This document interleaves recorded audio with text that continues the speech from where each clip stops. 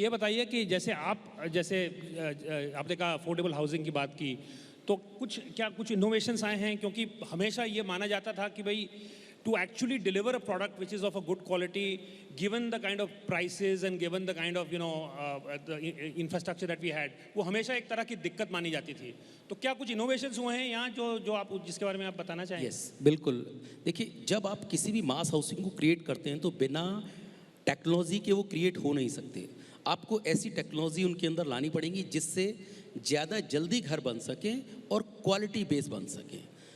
आज इंडिया के अंदर जो रियल एस्टेट है टेक्नोलॉजी के अंदर इस वक्त सबसे ज़्यादा एडवांस हो चुका है।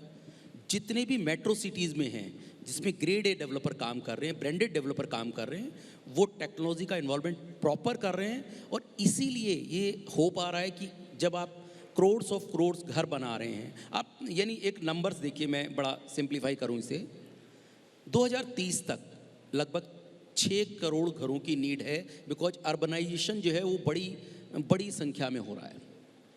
अगर 6 करोड़ घर आपको अगले यानी 1 करोड़ घर बनाए हैं और अगले 8 साल में लगभग 5 करोड़ घर और बनाने हैं, तो इसके लिए टेक्नोलॉजी की नीड होगी। और ऐसी टेक्नोलॉजी जो आज की डेट में वर्ल्ड में बहुत जगह यूज़ हो रही है। आज आप चाइना की बात करें, हांगकांग की बात करें, सिंगापुर की बात करें, तो वहाँ पे घर बनाने का जो टाइम है वो 12 महीने से 18 महीने का है।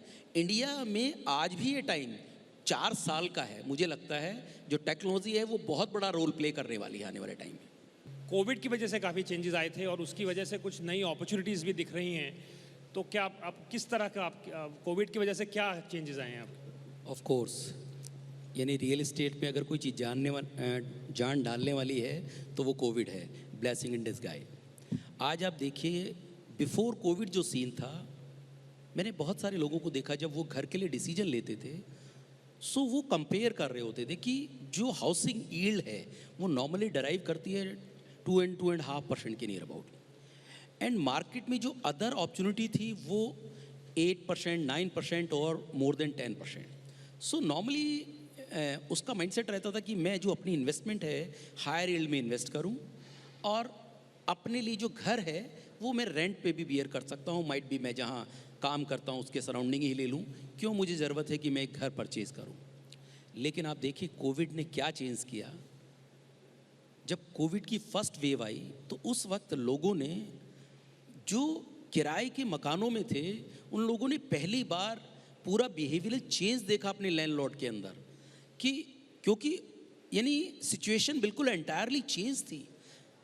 जैसे ही कोविड की जो फर्स्ट बार अनलॉक होना शुरू हुआ, लोग घरों के ऊपर, यानी जबकि बहुत सारे वेबिनार्स में डिस्कस हो रहा था कि जॉब्स लॉस होगा बहुत सारा, कौन घर खरीदेगा, लेकिन real estate company like us बहुत डिफरेंट एक्सपीरियंस था कि जैसे ही अनलॉक होना शुरू हुआ लोग ऐसे घर खरीद रहे थे कि जैसे ये पता नहीं दोबारा मिलेंगे या नहीं मिलेंगे।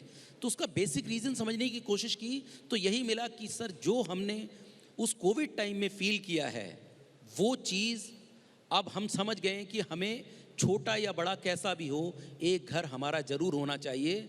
और कहीं ना कहीं वो चीज़ ऐसी डराइव हुई कि आप लास्ट 3 साल की बात करें, 2 से 3 साल की, तो रियल एस्टेट जो है एंटायरली चेंज हो चुका है।